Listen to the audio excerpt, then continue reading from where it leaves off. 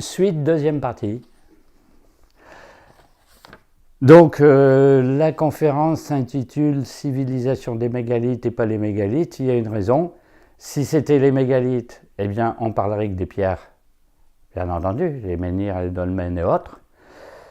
Civilisation suppose qu'il y a beaucoup de choses en plus. Car quand on parle de civilisation, comme nous, quand on parle aujourd'hui civilisation occidentale, mais on peut parler de civilisation chinoise, civilisation romaine, etc. Bon, ça suppose qu'il y ait une architecture, donc des constructions, mais ça suppose une conception du monde, ça suppose des connaissances, ça suppose une culture, ça suppose un art, etc., etc. C'est-à-dire que c'est un tout. Il y a une conception du monde, il y a des choses artistiques, il y a bien entendu une société, car bien sûr ces personnes vivant à l'époque ont construit ces mégalithes, il fallait une main-d'œuvre considérable, et bien sûr l'élite qui a pensé ces monuments, qui a fait les calculs, le choix des lieux d'implantation, évidemment sont civilisés entre guillemets, parce que bien sûr nos historiens vont toujours dire vous êtes dans la préhistoire, vous êtes en 5000 avant Jésus-Christ, il n'y a pas de civilisation, c'est des primitifs, c'est pas possible qu'on construit des monuments de ce genre. Donc c'est un tout. Alors, on a vu que bien sûr, et on ne peut pas éviter dans le paysage, les menhirs, quand on se balade dans certains coins du monde, il y en a partout, et puis ce qui va avec est moins visible. Par exemple, un art. Alors que l'art, il peut y avoir. Bon, bien sûr, quand on regarde Stonehenge, quand on regarde les alignements de Karnak, il y a une certaine esthétique, c'est une certaine allure. Bon, quand vous voyez un dolmen au milieu d'une clairière, c'est très beau. Vous avez des menhirs sur le sommet d'une colline, ça a une certaine allure. Alors taillé ou pas, parce qu'il y en a qui sont un petit peu plus ou moins stylisés. On voit bien qu'à Stonehenge, les parallélépipèdes, on ne peut pas trouver ça à l'état naturel, bien entendu, donc on a taillé un peu, on ne sait pas trop comment. Puis d'autres, c'est vraiment les pierres brutes. On a cassé une roche dans une carrière et on a posé ce rocher. Vous voyez dans les images. Et puis, il y a quelque chose de très particulier, c'est qu'on a sculpté des signes et des dessins sur les pierres. Et vous avez ce qu'on appelle des statues menhirs. Donc les statues menhirs sont des menhirs qui ont un visage. Donc, on a quand même une forme d'art, une forme d'esthétique. Alors, est-ce que c'est pour la décoration? Bon, on sait bien que c'est pas pour la décoration, parce qu'on ne s'amuse pas à planter des pierres qui ont 30 tonnes ou 60 tonnes dans le paysage pour faire de la décoration dans la verdure. C'est beaucoup plus important que ça. Alors, bien sûr, s'il y a un menhir, il y a un sens, il est là pour une raison. Mais alors, les décorations qu'il y a dessus, est-ce qu'on a voulu faire de l'esthétique ou on a voulu faire autre chose? Bon, là, bien sûr, c'est particulier. Donc, on va voir qu'il y a plein de symboles et plein de signes sur certaines pierres. Donc, par exemple, c'est très connu, les statues menhirs. Donc, ce sont des menhirs qui ont une sorte de tête. Alors, il n'y a pas une tête dégagée du menhir comme s'il y avait une tête, puis le reste du corps. C'est un dessin des yeux et du nez dans la pierre. Alors bien sûr, c'est très difficile à sculpter vu la dureté des pierres. Il faut donc trouver une terre plus dure que le menhir pour sculpter dessus. Et alors pourquoi on appelle ça statue menhir? Parce que c'est très effilé et puis ça a un peu un visage humain sur le sommet. Ni féminin ni masculin, parce qu'il y a deux yeux et un trait vertical qui symbolise le nez. En général, il n'y a pas de bouche et il n'y a pas d'oreille, parce qu'on ne peut pas faire les oreilles sur un menhir. Alors, c'est très très célèbre d'avoir des statues menhirs à Filitosa en Corse. Donc, vous voyez les images de Filitosa, toute une série. Mais il y en a aussi dans le contrefort sud du Massif central, donc chez nous, dans les Cévennes, dans le Gard, dans cet endroit-là, et en Sardaigne. Hein. Donc, alors, curieusement, il n'y en a pas en Bretagne ou en Irlande. C'est une spécialité plutôt du côté méditerranéen. Donc voilà, déjà une particularité. Il y a des menhirs qui ont un dessin de visage, et puis 99% non. Alors, ceux qui ont un visage sont assez tardifs, bien sûr, par rapport au premier.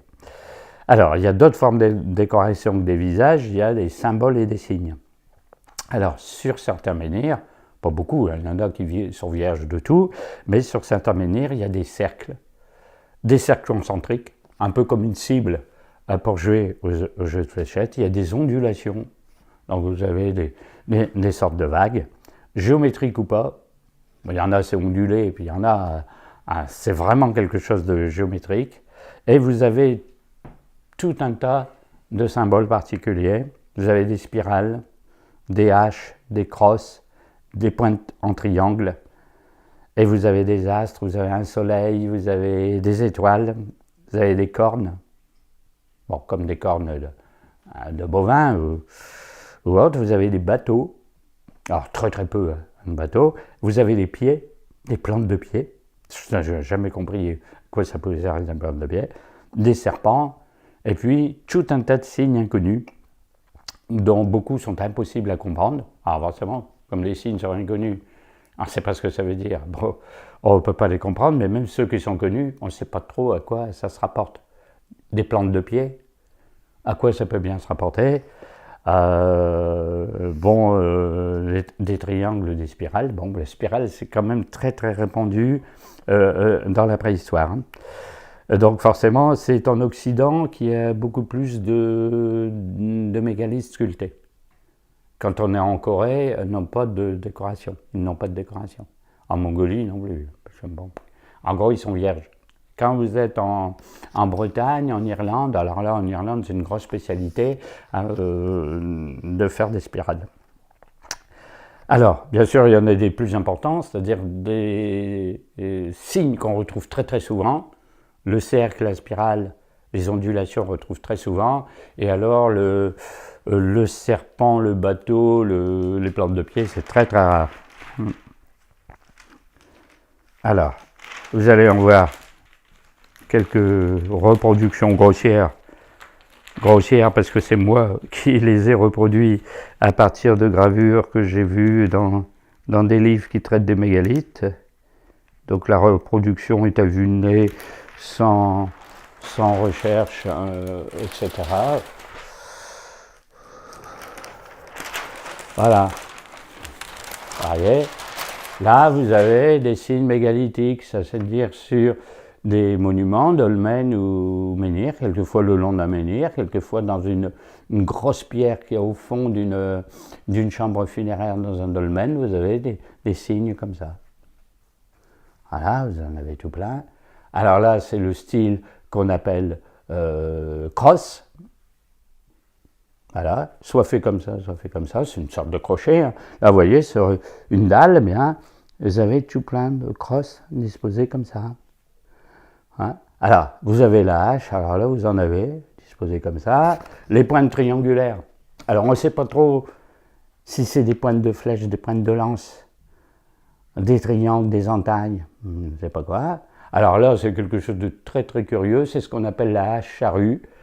C'est-à-dire, on ne sait pas trop si c'est une lame de hache ou une charrue, enfin un socle de charrue. On est bien sûr dans ces années-là, 5000, 6000, 4000 avant Jésus-Christ, dans les débuts de l'agriculture. On peut dire c'est important de représenter une charrue. Bon. Alors vous avez des ondulations, vous avez des choses comme ça. Là, vous voyez, c'est une dalle, des dessins sur une dalle que j'ai plus ou moins reproduit. Vous avez des signes comme ça. Alors on dit ça, ils se sont amusés à faire un gribouillis.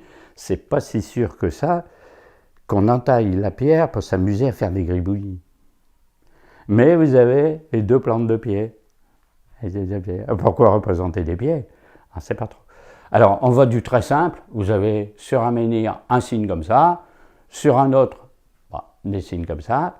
Et puis, vous avez des dalles complètement pleines de dessins. Des dizaines. Hein. Alors là, j'en ai fait un très très grossièrement aussi. Alors, on retrouve des choses qui peuvent être intéressantes, des soleils.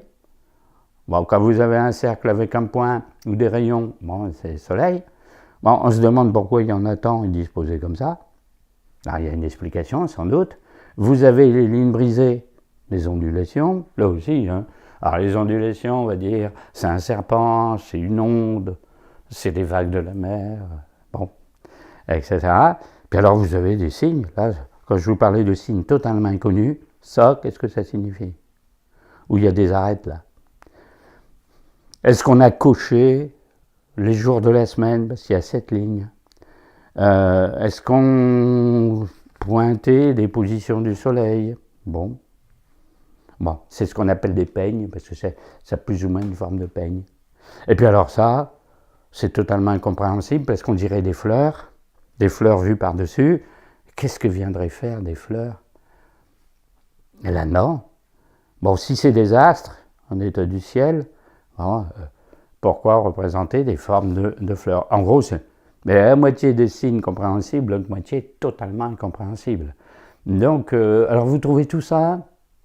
Des bateaux, mais alors vous voyez comment on faisait les bateaux? On faisait une sorte de proue, et puis la coque, et puis alors, est-ce que c'est des mâts, est-ce que c'est des humains dedans? On ne sait pas trop ce qu'on se transporte. Ah, vous voyez, c'est très très curieux. Hein. Donc vous en avez un nombre considérable. Hein.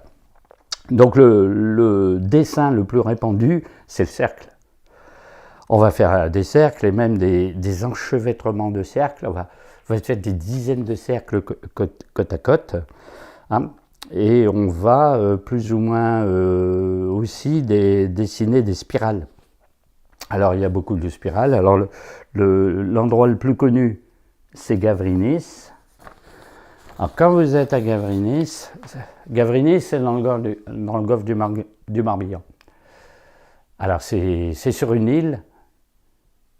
Alors au moment où ça a été construit, c'est un cairn, hein, c'est-à-dire c'est un immense amas de pierres avec une entrée. Vous voyez l'entrée ici sur le côté. Voilà, ici vous avez l'entrée. Ça se voit peut-être pas très bien sur mon image, mais enfin ici vous avez l'entrée, l'immense amas de pierres. Vous avez le golfe du Morbihan ici. Alors, il fut un temps, c'était une presqu'île. Il n'y avait pas une île. Hein. Bon, parce que déjà, il aurait fallu amener les pierres sur une île, ce qui n'est pas de la tarte. Et alors, bon, c'est très très célèbre parce que vous avez une sorte, bien sûr, de galerie voûtée comme ça. Vous voyez, les dalles de plafond énormes, c'est fait des tonnes et des tonnes. Et alors, vous avez quasiment 29 grandes dalles, 28 et puis une de fond, voilà, bourrées, mais alors du sol jusqu'au sommet de cercles, comme vous voyez ici. Donc de cercles, de spirales, etc. Je dis toujours que ça ressemble à une empreinte digitale. Bon. Mais alors, vous voyez, le géant qui, à l'époque, aurait mis ses empreintes digitales dans la pierre, imprimé, bon, etc. Donc, Gavrinis, hein, c'est dans le golfe du Morbihan, c'est une célébrissime. Hein. Alors, il y en a aussi beaucoup en Irlande, et alors très très peu ailleurs. Hein. Ça a l'air des spécialités de faire des cercles comme ça dans le nord-ouest de l'Europe. Hein. Et alors, ces cercles ont bien sûr un sens. Alors, on peut croire que le cercle, au sens propre, si c'est un beau cercle parfait, hein, c'est le symbole de l'esprit, mais là, c'est plutôt des cercles concentriques. C'est-à-dire qu'on fait, le symbole de la cible pour jouer aux fléchettes. Hein. Et il y a aussi donc des spirales. Alors, on fait beaucoup de spirales, c'est-à-dire, bon, un dessin tournant. Alors, il y a des spirales doubles. Voilà, ouais. Vous allez trouver un peu partout des choses comme ça. Quand je dis un peu partout, c'est quand même pas très très diffusé. C'est dans des endroits particuliers. Alors, bon, vous avez la spirale comme ça, très simple. Hein. On fait dans la pierre. Alors, quelquefois, vous avez une accolade de spirales comme ça. Et quelquefois, les doubles. Allez, comme ça. Bon, bien sûr, il y en a une en dessous, il y en a d'autres à côté. Hein. Alors, vous avez aussi cette forme-là. Alors, vous remarquez que c'est irrégulier. Quelquefois, il y a plus de cercles dans une partie que dans une autre. En gros, c'est très élargi à un côté, très resserré à un autre, et on aboutit dans les endroits les plus sophistiqués, ce qui sera appelé le triskel celtique. C'est-à-dire un ensemble de 3 spirales reliées. Oh là, c'est très grossièrement fait. Hein. J'ai reproduit comme j'ai pu. Hein, mais en gros, ça deviendra le fameux un triskel du temps des Celtes. Bien sûr, là, vous êtes des milliers d'années avant les Celtes. Donc, ils se sont inspirés de peut-être ce qu'ils ont vu dans les monuments. Donc, vous trouvez ce genre de choses beaucoup en Bretagne, beaucoup dans le Morbihan, beaucoup dans le Finistère, et puis en Irlande. Et alors, bien entendu, ça suppose que ces personnes les personnes qui ont construit les monuments avaient un sens particulier du cercle et de la spirale. Alors la spirale, bien entendu, en symbolique, est très très importante. Hein, parce que ça symbolise l'évolution des choses, l'évolution des mondes. Depuis une origine jusqu'à nos jours, l'évolution de l'homme, elle se fait en spirale. C'est-à-dire qu'on ne va jamais en ligne droite. Ça n'existe pas une évolution en ligne droite. Parce que ça voudrait dire qu'on part d'un point A vers un point B, puis on progresse toujours régulièrement. On sait très bien qu'une vie humaine, ça ne se passe jamais comme ça. On avance, on se ralentit à un palier, on retourne en arrière, on revient sur des choses d'avant, on hésite, tout ça, et puis on part. Et puis bon, ça fait quelque chose de très très irrégulier, soit en ondulation, soit en spirale. Donc, l'évolution en spirale symboliserait l'évolution du monde. Ça voudrait dire que les gens de cette époque le savaient. Et puis, on sait aussi que s'il y a une évolution, à un moment, il y a une involution. Ça expliquerait, comme vous voyez ici, le retournement de spirale. C'est-à-dire, à un moment, on avance comme ça, et à un moment, ça se retourne comme ça. Non, quand c'est très stylisé, c'est-à-dire fait géométriquement, si on était chez les Grecs, on dirait, ben nous, on ne fait pas une spirale comme ça, on fait une spirale comme ça. Vous voyez très bien que c'est très géométriquement fait. Le cycle d'évolution, le cycle d'involution, etc. etc. Hein? Donc, en gros, vous auriez l'évolution du monde et de l'homme, c'est-à-dire de l'humanité, dans sa progression, symbolisant par le fait, alors, que c'est en spirale, ce qui prouve bien que c'est toujours les lignes courbes, que la ligne droite, la ligne géométrique dans l'espace et dans l'évolution du temps, ça n'existe pas, puisque tout est courbe, sinusoïde et tout ce qui s'ensuit. Hein. Bon, et si on passe à plus sophistiqué, eh bien, vous avez l'hélice.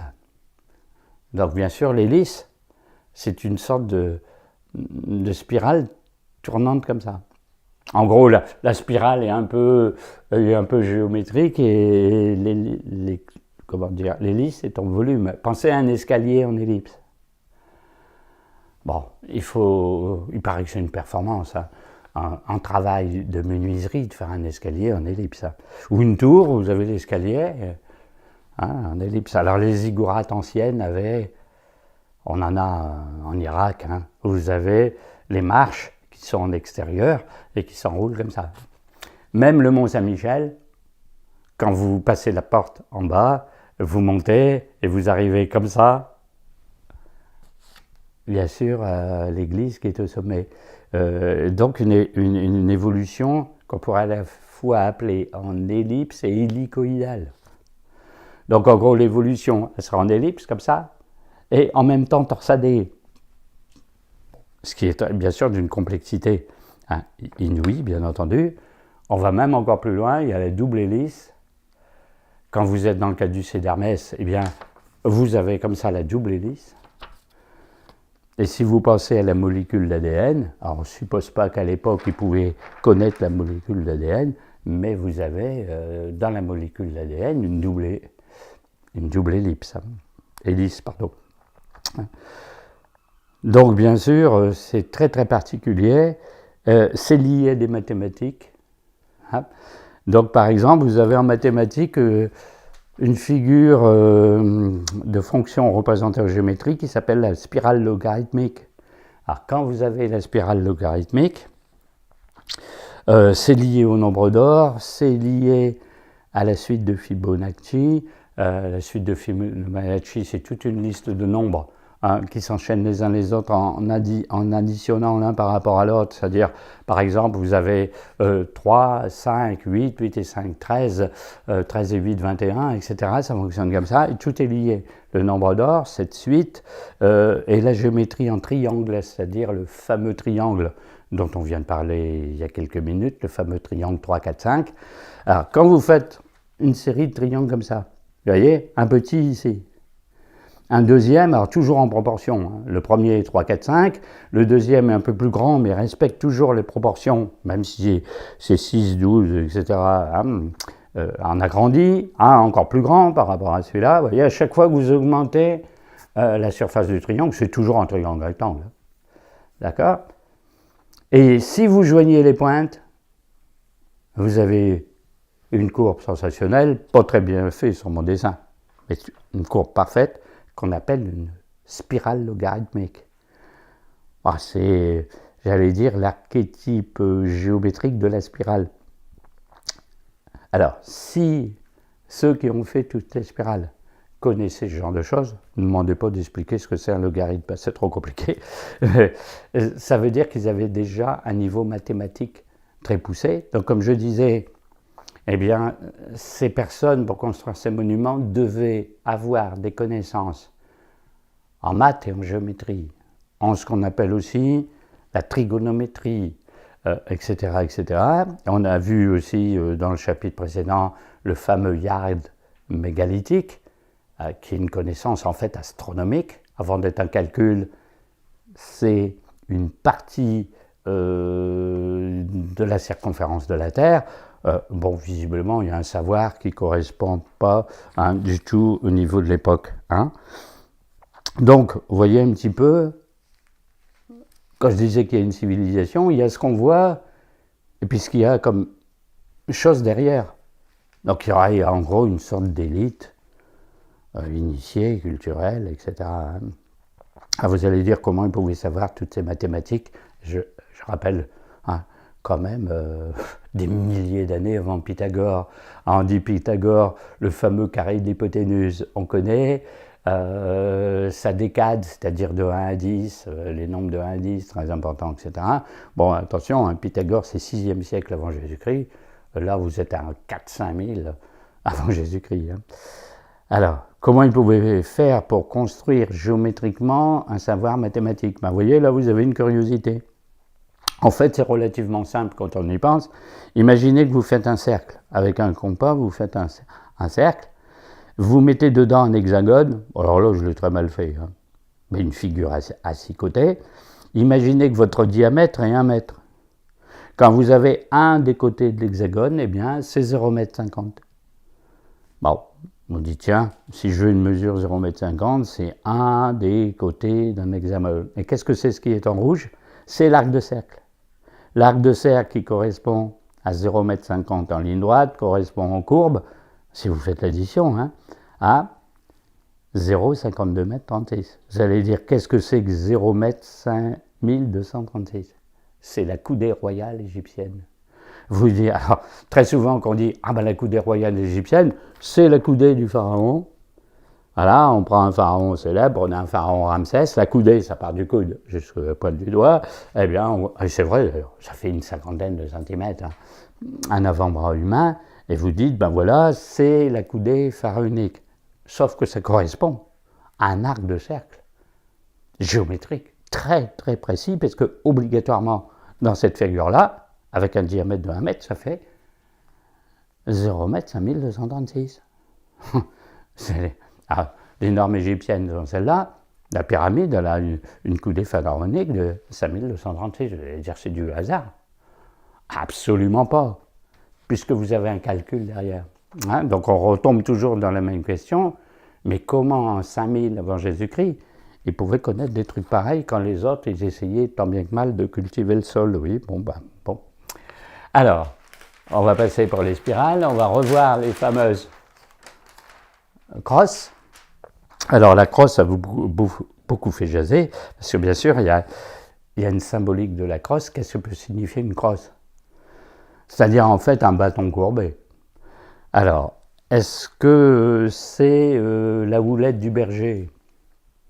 On peut dire à l'époque, on a commencé à faire de l'élevage, 400 000 avant Jésus-Christ, on fait de l'élevage de moutons, on a retrouvé des tas de squelettes de moutons, de bovins auprès des mégalithes, donc forcément le berger a une sorte de, je ne sais plus comment ça s'appelle, une houlette là, pour guider les brebis pour pas qu'elles s'écartent, et avec un crochet, parce que si on n'arrive pas à les rattraper, on les attrape par la patte, et on tire.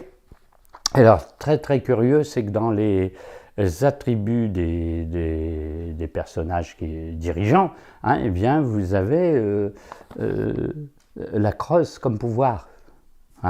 Alors, ça se voit chez les pharaons, qui est sous forme de crochet. Alors, c'est plus en crochet qu'ici, vous voyez quelque chose comme ça. Quand vous voyez Ramsès, eh bien, il croise sur sa poitrine à la fois un fouet, symbole du pouvoir de justice, bien entendu, le fouet pour châtier les mauvais sujets, et le crochet, qui est j'allais dire le pasteur, le bon pasteur, le chef des brebis, comme le Christ. Et pour le pharaon, un troisième symbole qui est le ouas.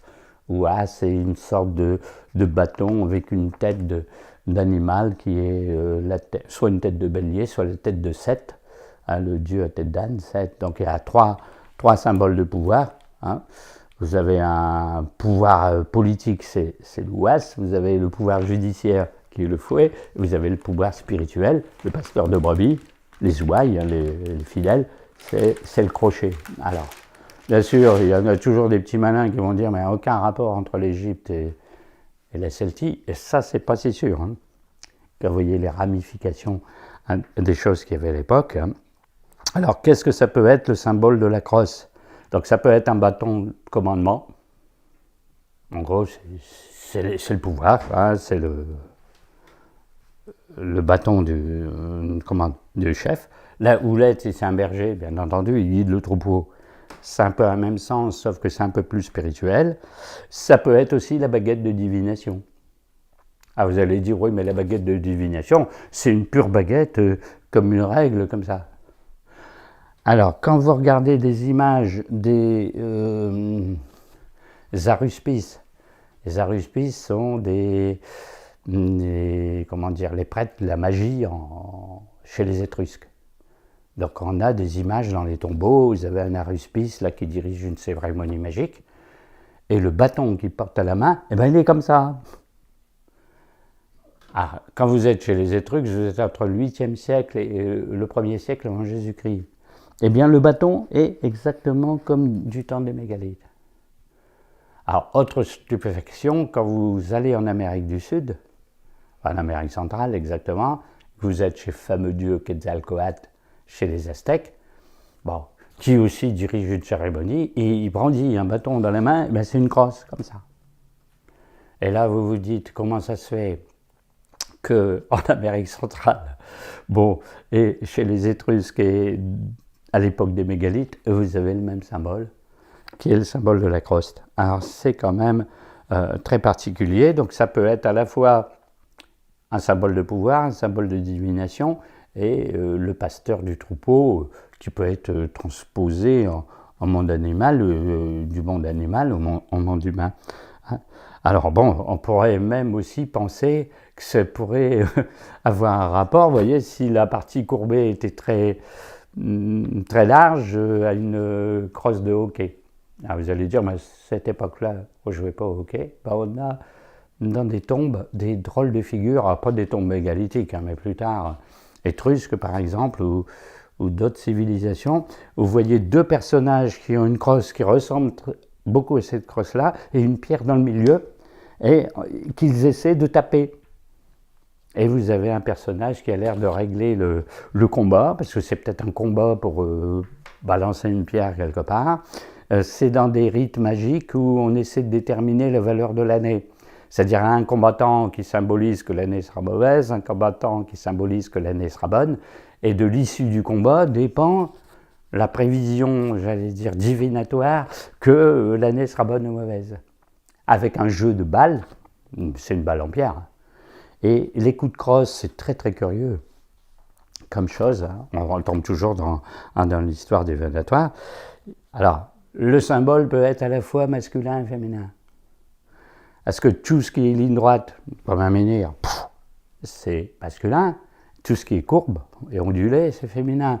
Comme vous avez un bâton vertical avec un crochet, vous êtes à la fois masculin et féminin. C'est très, très, très, très particulier. Et alors, on a eu un futur à cette crosse. Alors, tout le monde connaît, dans le christianisme, les abbés, les évêques, une crosse. Et comment est la crosse? C'est une tige, et puis il y a un enroulement spiralé. Et là, vous composez à la fois la ligne verticale, la ligne courbe, bon, c'est un petit peu comme ça, mais en plus, ça s'enroule en spirale. Là, vous cumulez tout.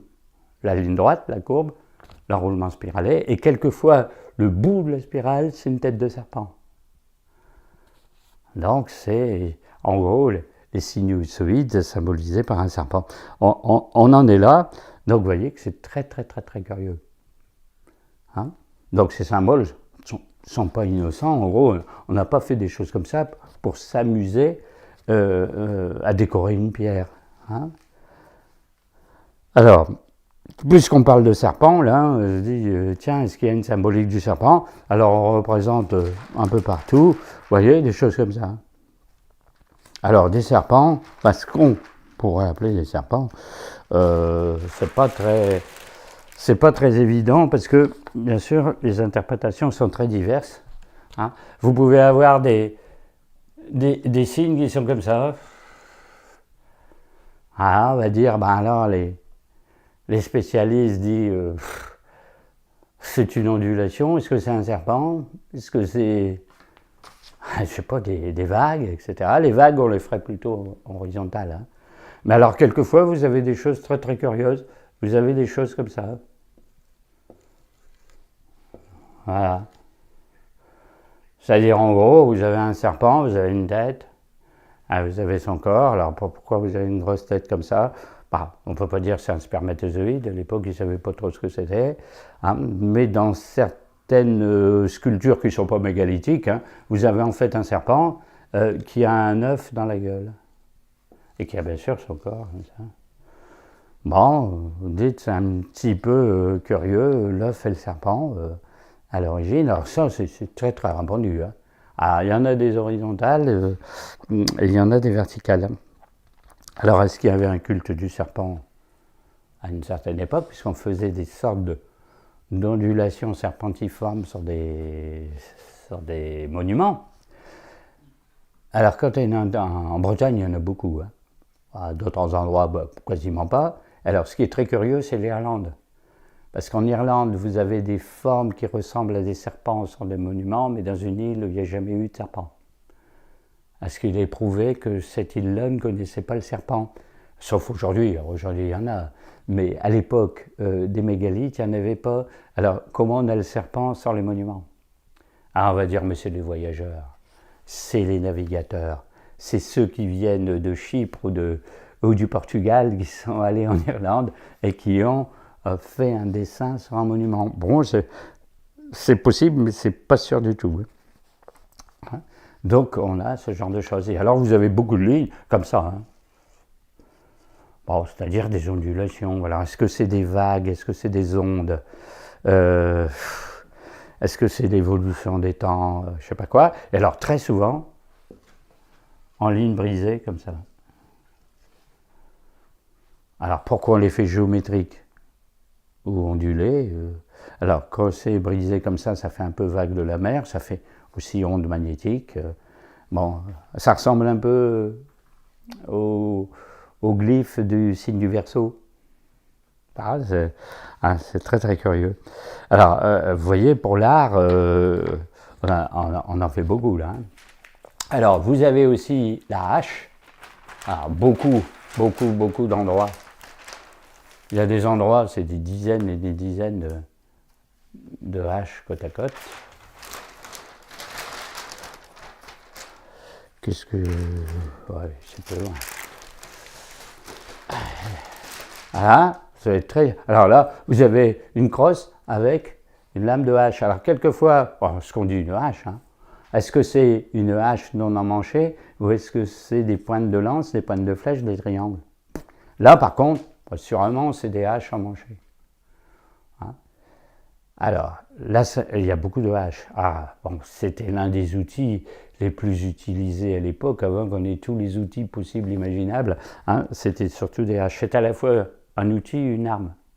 Parce que bien sûr, vous voulez sectionner un arbre, c'est la hache. Vous voulez casser une plante, un bois, une pierre, c'est la hache. Mais en même temps, vous fracassez le crâne de votre adversaire, c'est une hache aussi. Donc c'est le symbole. Vous voyez, c'est polyvalent, c'est positif et négatif en même temps. C'est l'outil et l'arme. Et c'est une force. Si on manie la hache, quand on pense à la hache, on pense à un objet très très percutant. Hein. Bon, donc c'est très répandu. Hein. On pense que comme c'est à peu près le seul outil utilisé à l'époque, parce qu'il n'y avait même pas encore de marteau, de tenaille, de tournevis, etc., la hache était très très très importante. Et alors, ce fameux symbole dont je parlais il y a quelques minutes, la hache charrue. Quand vous avez ce genre de choses, est-ce que c'est une lame de hache et puis il y aurait eu un manche par ici ou par là, ou est-ce que c'est un soc de charrue? Alors peut-être les deux, parce qu'on peut peut-être avoir une charrue qui est alors ça s'appelle, dans le jargon des spécialistes, une hache charrue. Hein. Alors la charrue, bien sûr, le soc de charrue sert à faire un sillon dans la terre. Vous retrouvez un symbole masculin-féminin. C'est-à-dire que le soc de charrue est masculin, il entaille la terre-mère, bien entendu, maternelle, il l'ouvre, il fait un sillon, met les céréales dedans, les récoltes poussent, enfin les céréales poussent et on fait les récoltes, toujours attribuées à la déesse mère, les récoltes. C'est-à-dire que la nourriture, l'abondance des grains, les choses à manger, les moissons et l'alimentation, c'est toujours une déesse et pas un dieu masculin. Hein. Bon, c'est féminin. Alors, voyez la symbolique du sillon creusé par une hache qui a le symbole de toujours fendre, de toujours séparer. C'est-à-dire où vous fendez un tronc d'arbre, où vous fendez un crâne, où vous fendez la terre, il y a toujours le chance de fendre, de séparer, de casser, etc. Alors, quand vous êtes dans certaines régions de France, les paysans, quand ils ont commencé à labourer un peu profondément, ont sorti énormément de lames de hache, c'est-à-dire sans les manches, du sol. Or, ce sont des haches polies, très très belles. On ne pensait pas qu'on cassait des troncs d'arbres avec. En gros, ce sont des offrandes. Et on a retrouvé des haches polies un petit peu partout. Alors, à l'époque, on ne comprenait pas ce que c'était des haches pour des offrandes, des ex-voto, on appelle ça. Les gens du Moyen-Âge disaient que c'était des pierres tombées du ciel, parce que bien sûr, on ne comprenait pas pourquoi elles étaient dans le sol, et on appelait ça les pierres de foudre, parce que envoyées du ciel sur la terre. Donc, vous voyez, c'est quand même très, très, très, très particulier. Donc là, pour ces choses-là, on a des explications. Pour les pieds, on n'a pas d'explication. Pourquoi représenter des plantes de pieds? Alors, on suppose qu'ils marchaient beaucoup à l'époque, mais enfin, bon. Pourquoi les pieds par la plante? Alors, est-ce qu'ils faisaient de la réflexologie là, en ayant vous savez, des points de contact avec les doigts ou avec un objet, on touche certaines parties du pied, ça correspond à une certaine partie du corps. Bon, ça peut exister, puisque bon, il y avait déjà des techniques de guérison à cette époque-là. Donc ça peut signifier quelque chose, signifier que ça peut être des gens qui marchent. Bah, à l'époque, tout le monde marchait. On se baladait pas beaucoup à cheval ou avec des moyens de locomotion particuliers, mais enfin, c'est incompréhensible. Hein.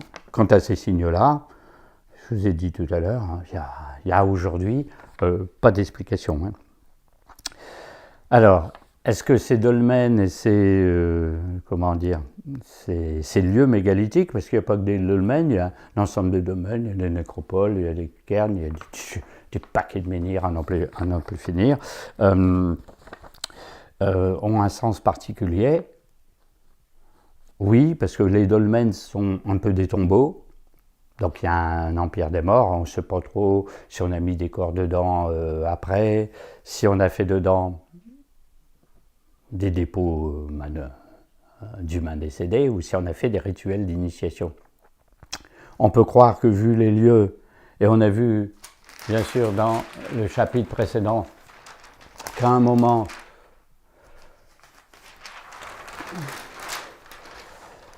il y avait des choses astrologiques et astronomiques, c'est-à-dire qu'on s'arrangeait pour faire rentrer le soleil dans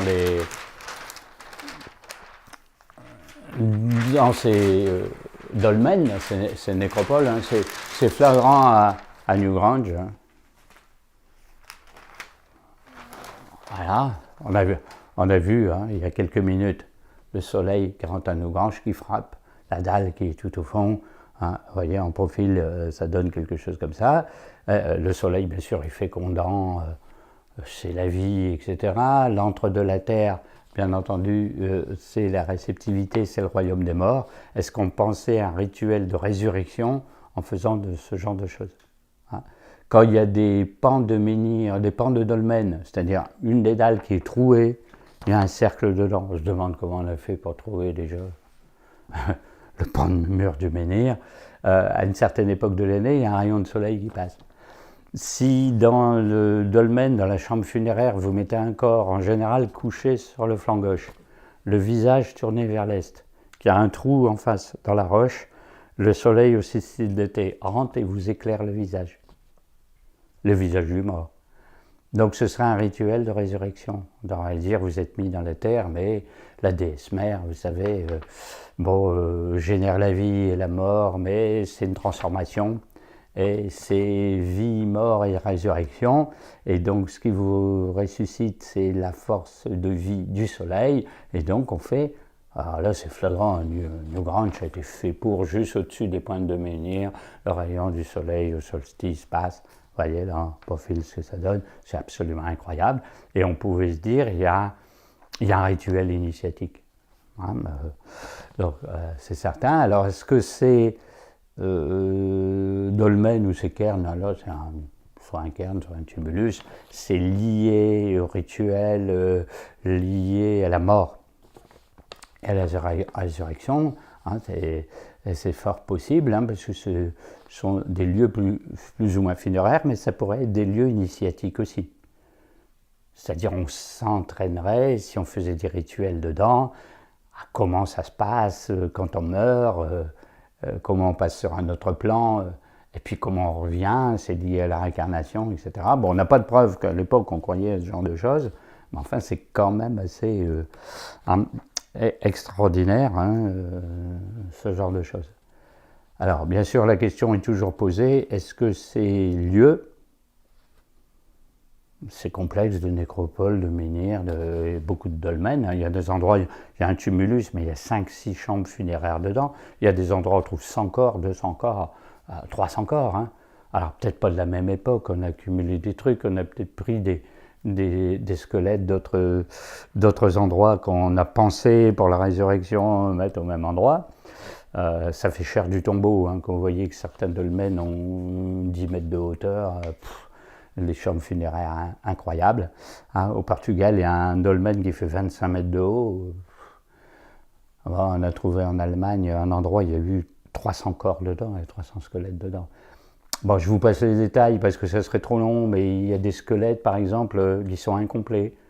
Il manque toujours sur plusieurs squelettes le même type d'os. Alors, est-ce qu'on gardait des os particuliers de chaque personne? Par exemple, je vous prends au hasard l'index, ou le fémur, ou je sais pas quoi. Alors, c'est très curieux. Il y a des endroits où on a trouvé que ce qui reste dans les squelettes, bien entendu, parce qu'il n'y a plus les corps, avait été sacrément malmené. C'est-à-dire, visiblement, les gens ont subi quelques sévices avant d'être enterrés, mis dans le dolmen. En général, ce sont des femmes.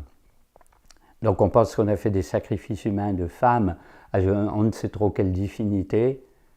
Alors, c'est rituel, parce qu'elles sont elles sont bien arrangées, etc. C'est pas en vrac qu'on a jeté des corps qu'on aurait massacré au cours d'une bataille. C'est vraiment bien placé. En Bretagne, on a dans une presqu'île qui est Tiviec, on a deux corps qui sont avec les jambes plus ou moins allongées et couchées, et le reste du corps debout et appuyé sur une paroi. C'est-à-dire que les personnes ont le buste debout collé sur une paroi et les jambes allongées. Sont deux femmes. Donc visiblement, il y a un rituel, parce qu'on n'enterre pas les gens comme ça, donc il y a quelque chose pour les divinités X, Y. Donc ça peut être des lieux funéraires, on peut dire, des lieux rituels, mort-résurrection, et puis des lieux d'initiation. Et peut-être aussi des lieux de guérison. Alors peut-être quand c'était ouvert, on faisait des initiations, après c'était fermé, après on a mis un mort dedans, puis après on a fermé, etc. Alors qu'est-ce qui prouve que c'est des lieux de guérison? Bon, on a déjà un petit peu parlé, c'est quand vous rentrez dans certains dolmens avec une boussole, elle tourne folle. Elle tourne à toute vitesse sur elle-même, il n'y a plus de noir, il n'y a plus de sud, de machin, elle tourne à vide. Ou alors vous rentrez avec le pendule, il tourne dans un sens, il s'arrête, lui il retourne dans l'autre sens. Alors vous dites, Marlon, le magnétisme, il est comment, etc. Et alors toutes les expériences qui ont été faites avec des appareils pour voir un peu le taux de magnétisme dégagé par l'endroit, c'est bien au-delà de la moyenne normale en extérieur. C'est-à-dire qu'on a créé une sorte de condensation magnétique de par le monument lui-même. Et on pense que c'est plutôt des ondes positives, le magnétisme positif, et donc c'était un lieu de guérison. Alors on dit on va rentrer dans le domaine, dans le dolmen, on va y aller pour guérir de telle chose, c'est parfaitement exact. Comme aujourd'hui, on va dans un lieu saint, dans un lieu de pèlerinage, on va à Lourdes, on va dans une église. Vous avez remarqué, quand vous rentrez dans une cathédrale, dans une église, vous rentrez dans un certain état, vous ne ressortez pas dans le même état. Soit vous êtes plus calme, soit vous rêvez quelque chose. En gros, l'atmosphère intérieure vous a plus ou moins corrigé l'état d'esprit. Là, on pense à ça aussi, au point il y avait un certain endroit. Alors, je ne sais pas dans les dolmens, je ne suis pas très spécialiste, mais par exemple, à Stonehenge, si, ça existe. Et dans les cathédrales, il y a des lieux de décharge. C'est-à-dire qu'on s'est rechargé tellement fort qu'à la fin, on sort un petit peu comme ça. Il y a un endroit, à Chartres, c'est flagrant, on se met à un endroit et on redécharge une partie de l'énergie. Au Mont-Saint-Michel aussi. Donc voilà, alors dans les temples égyptiens, c'était très très connu aussi. Alors, c'est utiliser, bien entendu, ce qu'on pourrait appeler des... Comment dire c'est d'utiliser le magnétisme. Donc, ça peut vouloir dire, alors un magnétisme positif, qui consiste quand même dans un monument à chasser le magnétisme négatif, ce qui vous rendrait malade, ce qui vous rendrait anémié, et le magnétisme positif. C'est une sacrée science. C'est-à-dire, si on comprend ça dans une cathédrale, si on comprend ça chez les pharaons en 2000, 3000 avant Jésus-Christ, 4, 5000, 6, 7000 ans avant Jésus-Christ, vous dites c'est quand même incroyable comme science, quoi. Mais c'est prouvé. Alors on l'a prouvé pour l'Égypte, on va sortir un petit peu des mégalithes par l'Égypte. Quand vous prenez des grands temples égyptiens, mettons un grand temple en Karnak. Bon, vous avez les grands pylônes d'entrée là, avec les obélisques sur les côtés, une partie réservée au public, une partie centrale, etc. Et vous dites, je rentre dans ce temple, je fais la prière là dans le sanctuaire au dieu Trucmuche. Excusez-moi, les égyptologues d'appeler le dieu égyptien Trucmuche, enfin un dieu X, une déesse Y, vous êtes chargé en énergie comme c'est pas possible. Vous ressortez, vous êtes en état de transe entre guillemets, quoi. Comment est-ce possible? C'est-à-dire comment on peut charger un lieu positivement alors que dans la nature c'est plus ou moins positif et négatif? Eh bien, c'est qu'il y a ce qu'on appelle des réseaux telluriques. Alors vous avez un réseau tellurique qui s'appelle le réseau Atman. Alors le réseau Atman, c'est des ondes, c'est un quadrillage comme ça. Alors ça fait tant de mètres sur tant de mètres, c'est presque des carrés. Quand vous êtes à l'intersection des énergies Hartmann, c'est nocif. C'est-à-dire, si votre maison, si le lieu où vous êtes en train de camper, vous mettez votre tente dans la nature, vous êtes sur un nœud de croisement de réseau Hartmann, c'est négatif. Vous vous dites, tiens, je me sens pas bien, je suis étourdi, je ne suis pas en forme, je vais monter au sommet de la colline, respirer un petit peu, c'est le réseau Hartmann. Qu'est-ce qui se passe dans un temple, genre temple égyptien? Ça doit être pareil au Tibet, pareil en Chine, pareil au Japon, etc. Il n'y a plus le réseau Hartmann. C'est-à-dire, quand vous êtes ici, vous n'avez plus ce genre de choses. C'est sur les côtés. Les réseaux,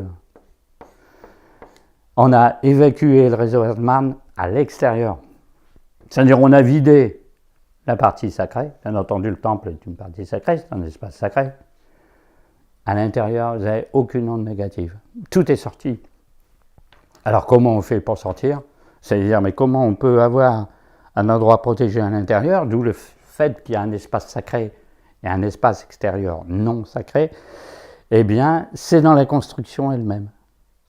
C'est-à-dire, c'est le fait de construire, alors pas bien sûr d'accumuler des pierres pour le plaisir, mais selon certaines normes mathématiques, c'est-à-dire de longueur, de largeur, on utilise un nombre d'or, on utilise machin, on crée des ondes positives qui balancent, si je peux me permettre cette expression, balancent le réseau Hartmann à l'extérieur.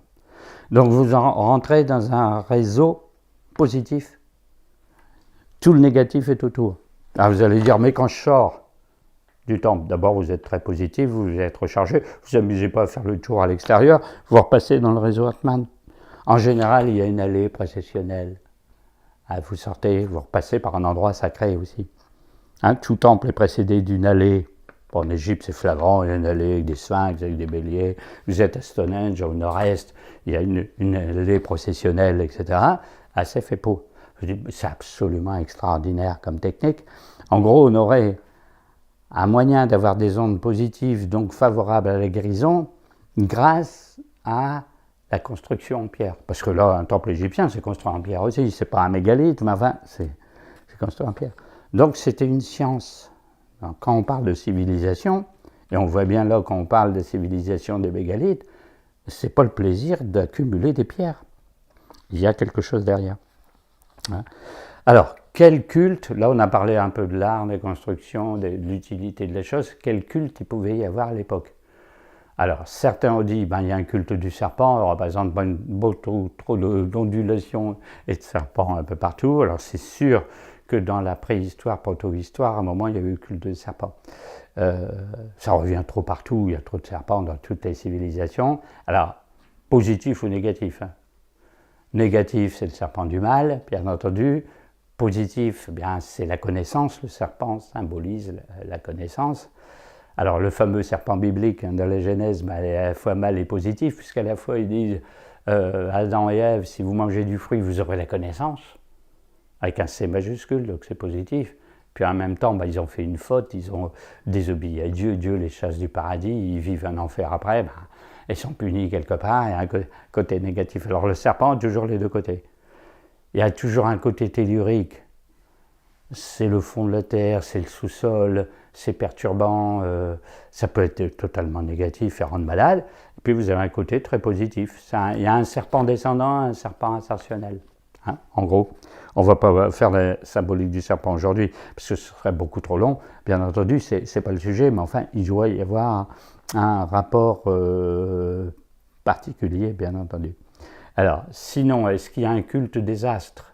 Alors, on a vu qu'il y avait des soleils un petit peu partout, des étoiles, donc, et puis qu'on orientait les monuments, bien sûr, par rapport aux astres. Donc, on voit à Newgrange là qu'il y a lever du soleil, coucher du soleil. À Stonehenge, un calendrier lunisolaire. Alors, évidemment, on a repéré les astres, etc., etc. On a fait donc des calculs astronomiques.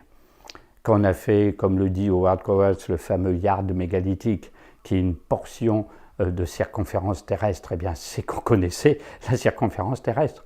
Donc, pour dire le yard, c'est telle portion, ça fait tant en distance, mais par rapport à la totalité du cercle de la Terre, c'est qu'on l'a mesuré. Comment est-ce possible à cette époque-là? Ça n'a absolument aucune explication. Hein. Donc on voit bien, en gros, qu'il y a, ça revient dans le cadre de ce que j'appelle une civilisation, parce qu'il y a une culture, il y a une science, il y a un art, il y a des conceptions, il y a des symboles, il y a des trucs. C'est bien sûr beaucoup plus que le fait d'accumuler des pierres. Alors, reste quelque chose de très, très particulier. Il peut y avoir tous les cultes. Il peut y avoir un culte des astres, il peut y avoir un culte du serpent, un culte de ceci. Est-ce qu'il y a un culte plus élaboré? Un culte plus élaboré, c'est le culte de la déesse mère. Hein? C'est-à-dire que, bien entendu, quand vous êtes dans un dolmen, alors le menhir est plutôt masculin par son allure, hein, c'est filé, si on était chez Freud, on dirait c'est le phallus, et puis le domaine, c'est bien sûr un tunnel, c'est plutôt hein, le vagin de la femme. Hein. Et donc, à l'époque, alors c'est flagrant, bon, tous les spécialistes sont d'accord, que tout ce qui est préhistoire, c'est le culte de la déesse mère. Alors, il y a les déesses mères du paléolithique, les déesses mères du néolithique. Là, au néolithique, elles sont plus élaborées. Hein. Paléolithique, c'est purement et simplement la fertilité, l'enfantement. On représente d'ailleurs dans les statuettes une femme extrêmement ventrue, avec des très grosses cuisses, un très gros ventre, etc. Bref, c'est la procréation, c'est l'enfantement. Alors, le néolithique, c'est plus élaboré. La Vierge de la Terre-Mère, etc., est quand même à la fois cosmique, c'est-à-dire c'est la substance universelle. Elle est même antérieure aux dieux, c'est-à-dire que cette substance universelle, cosmique, crée les dieux. Les dieux sont inférieurs à cette déesse. Ensuite, elle crée le monde des formes, c'est-à-dire tout ce qui est forme vivante, est créé par la déesse, et ensuite la nature elle-même. Bon, les arbres, les fleurs, les plantes, justement les céréales, le blé, tout ce qui s'ensuit. Hein. Et donc le culte de la déesse mère est très très très très répandu à l'époque, normal, jusqu'à l'âge des métaux, c'est-à-dire en gros, jusqu'à temps qu'on est passé à l'âge du cuivre, l'âge du fer, etc. Alors, quand on est à l'âge du cuivre et l'âge du bronze, on est justement à cheval avec la dernière période des mégalithes. Si vous prenez la dernière période des mégalithes, moins 2000, moins 1500 avant Jésus-Christ, et l'âge du cuivre et du bronze commence à la même époque. En gros, il y a une interférence, un âge de la pierre, si on peut dire, et un âge des métaux.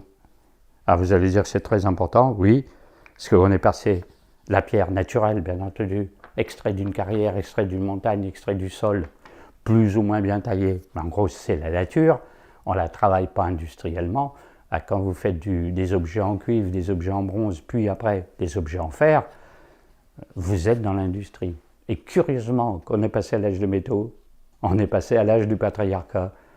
C'est-à-dire que c'est à cette époque-là, en moyenne, moins 2000, moins 1000 avant Jésus-Christ, qu'on est passé du matriarcat au patriarcat. Ça a un sens. Avant, on adorait les déesses mères. Alors c'est très très curieux. Parce que sur certains monuments, les déesses mères sont représentées comme ça. C'est-à-dire, en gros, une forme plus ou moins arrondie. Alors c'est toujours la déesse mère imposante, maternelle, truc. Voilà, sous la forme d'une sorte de vase, hein, bien entendu, qu'on appelle des idoles marmites. Les spécialistes de la préhistoire appellent ça des idoles marmites, parce que ça ressemble à une marmite. Alors, est-ce que c'est une tête ou est-ce que c'est un corps? Si c'est un corps, vous avez la tête, et vous avez les mains, les bras.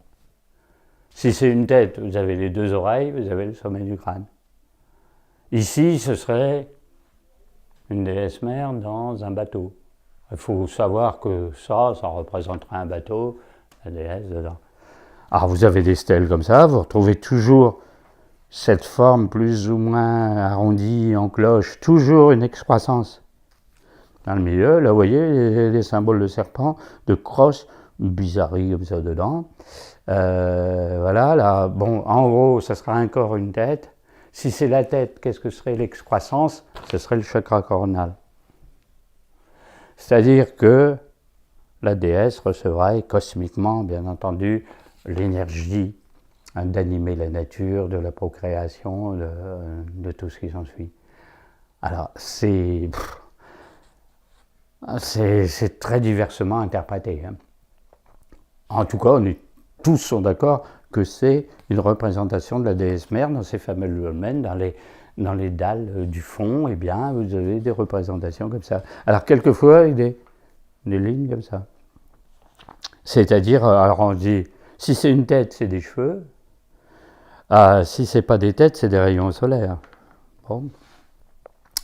Et alors, très curieusement, des endroits, vous voyez, sur des stèles comme ça, ou sur des menhirs, vous avez des yeux sculptés dans des entourages comme ça. C'est-à-dire qu'en fait, c'est le regard de chouette. Alors, la chouette serait assimilée à la déesse mère.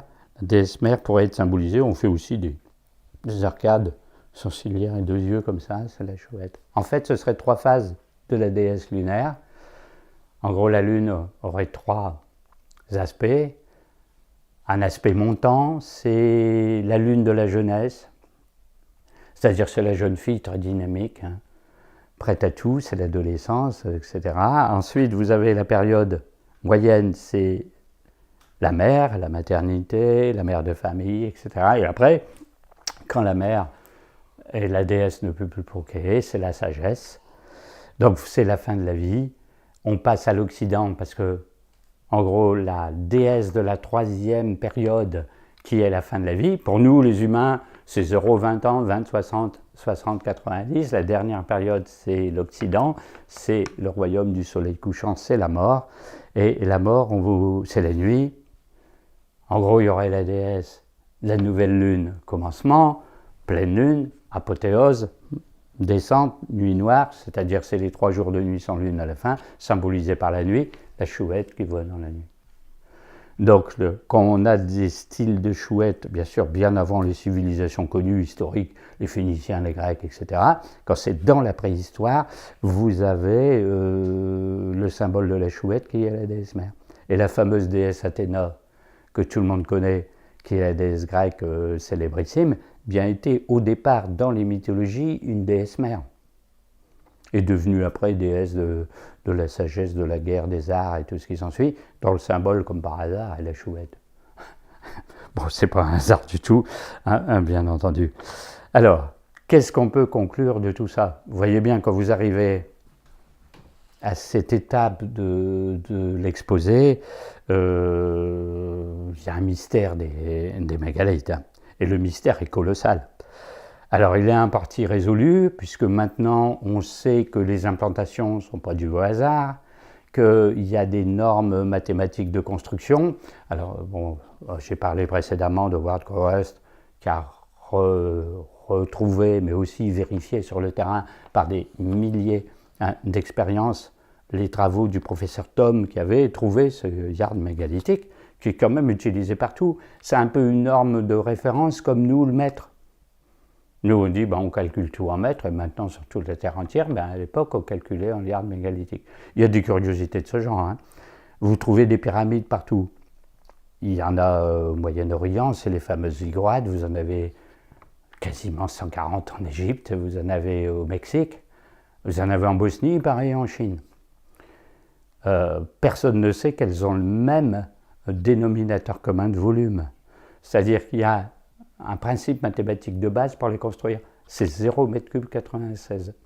C'est-à-dire que toutes les pyramides sont des multiples d'une unité de base, 0,96 m3, comment c'est possible sur la planète entière. Bon, on en est là, ce qui prouve qu'il y avait un truc universel. Alors maintenant, on voit bien, on a montré, hein, quand ça fait des triangles, que ça fait des losanges, que ça fait des rectangles entre des menhirs, et que pour que ce soit fait au centimètre près, ça ne peut pas être fait sur le terrain, ça doit être vu du ciel, c'est qu'il y a un truc. Hein. Voilà. Alors, ça, ce côté, on les implante pas n'importe où, ça peut être vérifié. Ça sert à ça, ça. Par exemple, les rituels funéraires ou pour les lieux de guérison, d'initiation, on a vu aussi, reste quand même de mystère. Pourquoi construire ce genre de choses? Pourquoi faire aussi massif, aussi colossal? Au lieu de faire un temple comme faisaient les temples grecs ou nous, une église, pourquoi faire des machins qui font des tonnes et des tonnes, des milliers de tonnes, hein? Pensez au nombre de tonnes de pierres qu'il peut y avoir à Karnak, qu'on a transportées.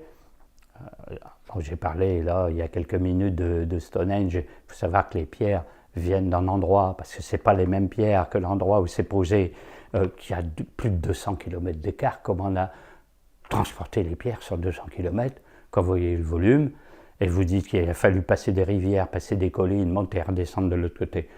C'est absolument pas possible. Donc il y a des choses. Alors surtout, la principale question, c'est par qui? Alors ça, c'est pas solutionné aujourd'hui, hein. Alors, en gros, ce qui semblerait, c'est qu'il y ait vraiment eu un peuple qui soit assez super dans les connaissances à l'époque, je dirais un peuple d'élite, ou une certaine élite d'un peuple, lequel, hein, on ne sait pas, et qui aurait voulu implanter ces monuments sur toute la Terre. Donc il aurait navigué, il serait allé à droite, à gauche, et il aurait contacté des peuples locaux. Imaginez des peuples au Moyen-Orient, un peuple en Égypte, un peuple en Inde. Elle aurait dit voilà, vous devriez construire des monuments comme ça, de vous donner la combine, la méthode, un truc. Est-ce que vous êtes d'accord? Alors, ils auraient dit oui, on veut bien construire ce genre de choses. Non, on ne veut pas, on n'en a rien à faire, etc. Ce qui expliquerait que ce soit discontinu. Hein? C'est-à-dire qu'il y a des menhirs quelque part, une forêt, un paquet inimaginable. Après, vous avez des endroits, bon, il y en a très peu en Italie. Il y en a très peu dans la vallée du Danube. Vous dites bien pourquoi? Alors, il y en a tout plein en Méditerranée. Pourquoi? Si vous prenez la mer Noire, il y en a sur la côte de la Bulgarie et de la Roumanie. Il y en a en Crimée, il y en a dans l'est de la mer Noire. Il n'y en a pas dans l'entre-deux. Alors, est-ce que c'est volontaire de dire on en met là, pour X raisons? Est-ce qu'il y aurait des peuples locaux qui n'en auraient pas voulu? Alors, bien sûr, on n'a pas de réponse à ce genre de choses. Pourquoi des peuples n'auraient pas voulu de lieux de guérison en pierre, par exemple? Bon, on ne sait pas trop. Hein. Alors, on tombe toujours dans le problème que j'ai posé au début. Est-ce qu'il y avait une civilisation unique sur la Terre qui a construit ce genre de choses absolument partout, de l'Est à l'Ouest?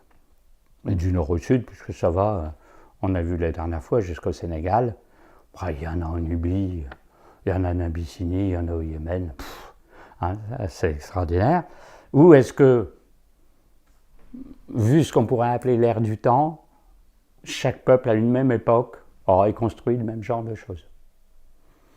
Or, aujourd'hui, on sait bien qu'on peut vivre avec des gadgets, la télévision et les portables aux États-Unis, en Chine, en Europe et en Afrique, et même dans un coin perdu de forêt africaine. Sauf que maintenant, il y a les médias pour tout diffuser. Mais à l'époque, on diffusait comment? Alors si on dit, mais c'est des navigateurs, vous voyez, ils allaient à Chypre, ils allaient au Portugal, ils allaient sur la côte africaine, ils ont passé, alors en Irlande, en Écosse, ils ont passé la combine des menhirs. Alors quand vous avez des cromlechs en Mongolie, vous dites le peuple de navigateurs, on ne sait pas comment il est arrivé là. Quand c'est perdu dans le Caucase, vous dites quand même c'est étrange. Et le plus étrange, c'est au Tibet. Sur les hauts plateaux du Tibet, vous avez des cromlechs, on est à 6000 mètres d'altitude. Où est le peuple de navigateurs? Alors il y a des petits malins qui diront, mais il fut une certaine époque, mais la terre entière était sous les eaux. Donc quand vous êtes à Aurillac, où il y a des dolmens, vous voyez, dans le Cantal, tout le bassin aquitain étant sous les eaux, à Aurillac, c'était sur le bord de mer. Donc c'est toujours le bord de côte. Mais quand vous voyez à l'époque où ça devait être, bon, les menhirs ont 50 000 ans. Alors c'est possible, hein? C'est plus la chronologie quand même officielle. Ah, on ne va pas s'éterniser parce que la conférence finirait jamais. Mais si vous prenez la Palestine, bon, la Palestine c'est le Liban, la Jordanie, Israël. Vous avez le Jourdain. Bon, il coule hein, en vertical là. Ah, bien sûr, hein, nord-sud. Il se jette dans la mer Morte. Hein. Vous avez le Jourdain comme ça. Ici, vous avez le bord de côte. Hein. Voilà, vous avez la mer Morte ici. Où sont les menhirs et les dolmens? Eh bien, ils sont par ici. Voilà. C'est-à-dire dans la rive est du Jourdain. Il n'y en a pas sur le bord de côte. Un ou deux, par-ci par-là. Vous dites, tiens, ils se sont tous mis aux côtés du fleuve. Alors le peuple de navigateurs, là, il a l'air de quoi? Quand vous êtes ici, sur le plateau du Colan, il y a un cromlech absolument immense. Il y a 40 000 pierres. C'est un truc inimaginable. C'est à la jonction entre la Syrie d'aujourd'hui et Israël. Là, vous avez une anomalie. Bon. Alors, quand on étudie l'implantation des mégalithes, il n'y a aucun respect de lieu. C'est-à-dire, ça peut être au fond d'une vallée, ça peut être sur le bord de côte, ça peut être au sommet d'une colline, ça peut être sur une montagne, je ne sais pas combien de mètres d'altitude. Il n'y a aucune logique dans l'implantation. On ne peut pas dire, bah, c'est en plaine, c'est facile, on pouvait faire rouler sur des rondins les pierres. Mais quand on doit les monter à 1000 mètres d'altitude, il faut mettre un dolmen avec une table qui fait 50 cm d'épaisseur. Comment vous le montez? Et quelle utilité ça a de les mettre là? Eh bien, il y a. Bon, en plein désert. Vous allez dans le Yémen, en Arabie, vous êtes en plein désert. Il y a des dolmens. Alors, les petits malins diront qu'à une certaine époque, ce n'était pas un désert. Mais dans ce cas-là, toutes les chronologies sont complètement brouillées. Hein? Donc, en fait, il n'y a pas de raison à l'implantation. C'est même incongru. Hein? Quand on vous dit c'est lié à l'agriculture, c'est un peuple d'agriculteurs, donc, ou de navigateurs. Et vous dites, mais quand je suis en Auvergne, quand j'ai des menhirs en Alsace, bon, je vais dire, là, c'est pas explicable. Donc, bon, ça répond à une autre cause, une autre raison. Hein, donc, on voit bien. Alors, les peuples, alors, si on reprend l'hypothèse, c'était un seul et même peuple qui a mis des mégalithes partout où on reprend. Mais si on dit les peuples sont différents, en gros, il y avait des Hébreux au Moyen-Orient, des Chypriotes à Chypre, des Ibères en Espagne. Ils ont tous eu la même idée de construire des menhirs. C'est quand même invraisemblable. Enfin, construire, de planter, hein, parce que ce sont des pierres. C'est absolument invraisemblable. Hein. Donc, on a bien quelque chose qui est inexplicable. Quelque part, on ne peut pas comprendre ce qui s'est passé, parce que si c'est des peuples très, très, très différents, ils ont eu la même idée. Et les lieux d'implantation n'ont aucune logique, sinon c'est toujours géométrique, hein, c'est toujours par rapport à un méridien, c'est toujours un triangle rectangle, c'est toujours des alignements, là, comme un Karnak, les cromlechs, c'est des cercles, etc. Mais ça ne correspond pas au paysage. En gros, c'est pas parce que c'est riche ou pauvre d'un point de vue économique, c'est pas parce qu'il y a un peuple très développé, un pas développé, si vous pouvez être dans un lieu, en Afrique par exemple, quand vous trouvez des menhirs en Mauritanie ou en Zambie, c'est archi primitif. Alors vous dites peut-être qu'en Bretagne c'était peut-être plus développé. Rien n'est sûr à l'époque, hein. On est à 4-5 000 ans avant Jésus-Christ. Bon, alors la fameuse thèse des chronologies, des dates, le récentisme, hein, j'en ai parlé déjà un petit peu, de dire il faut mieux croire que ces monuments-là étaient construits au XVIe et XVIIe siècle parce qu'on avait des connaissances mathématiques pour. Et personne n'a jamais dit qu'on avait fait les alignements de Karnak au XVIe siècle. Si ça avait été fait, planter 3500 menhirs, il est bien certain que dans les chroniques de l'époque, on aurait dit, écoutez, il y a des fous, ils sont en train de planter des pierres dans le paysage. Là, il y aurait eu des chroniques écrites. Avant Jésus-Christ, pas forcément. Hein. Donc on voit bien que ça ne tient pas debout. Puis vous avez un historien romain qui s'appelle Diodore de Sicile qui a parlé de Stonehenge. Donc il a dit il y a un endroit situé vers le nord, alors on suppose que bien sûr c'est l'Angleterre, qu'il y avait un immense temple circulaire d'Apollon hyperboréen, etc. C'est Stonehenge. S'il n'y a pas d'autres temples circulaires, à un certain endroit, il y a une grande colonne à un endroit dans un golfe, c'est le golfe du Morbihan, où il y avait le menhir de Locke-Bariacaire quand il était debout, donc c'est antérieur. Bon, ouais. Alors même au Moyen-Âge, on a un manuscrit où on voit des ouvriers qui posent les linteaux de pierre à Stonehenge et le dessin représente les trilithes de Stonehenge. Donc ça ne peut pas être du XVIe siècle. Hein. Alors, est-ce que c'est forcément de 4 à 5 000 avant Jésus-Christ? C'est peut-être bien antérieur. C'est-à-dire que s'il faut des connaissances astronomiques et mathématiques pour les construire, qu'à 4-5 000 ans avant Jésus-Christ, on ne les a pas parce que c'est un peuple soit de chasseurs-cueilleurs, soit d'agriculteurs-éleveurs, c'est-à-dire des gens qui n'ont pas de connaissances astronomiques et mathématiques, ça remonte à avant le déluge. Si on est avant le déluge, on est à moins de 9000 avant Jésus-Christ. Donc ces constructions seraient d'une civilisation d'avant le déluge qui aurait disparu. Là, ça remonte très très loin, les monuments, bien entendu. Alors on retombe sur nos fameux Atlantes, hyperboréens, tout ce qui s'ensuit, qui eux avaient une science absolument extraordinaire, qui avaient envoyé des groupes coloniaux occuper les Pyrénées, la Bretagne, Chypre, Malte, l'Égypte, à partir des îles centrales de l'Atlantique. L'Atlantique au niveau du tropique où étaient situées les 7 îles de l'Atlantide. Bon, là, c'est la thèse Atlante. Elle existe aussi un petit peu. Donc là, on peut chercher longtemps.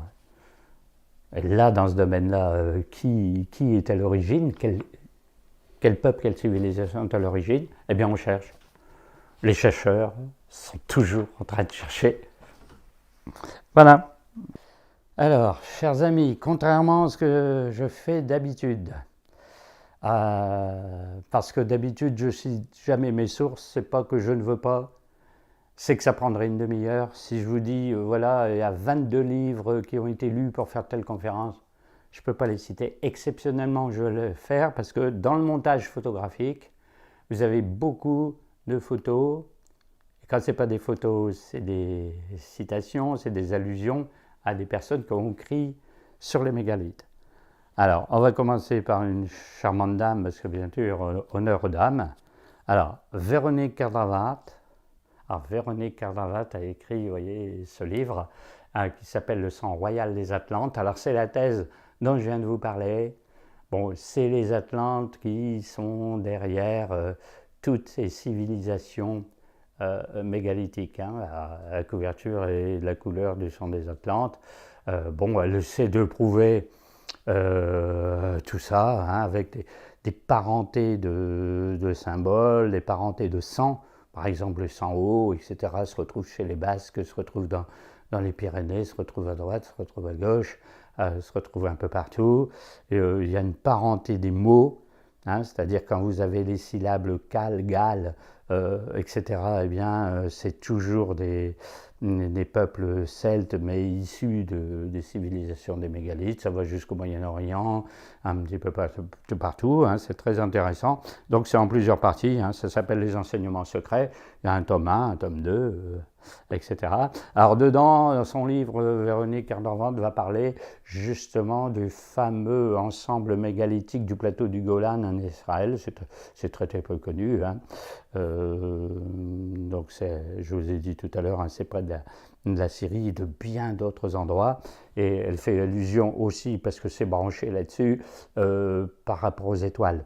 Donc, comme on a vu que représenter des étoiles, des soleils, des constellations, tout ce qui s'ensuit, il y a une constellation qui revient tout le temps, c'est les Pléiades.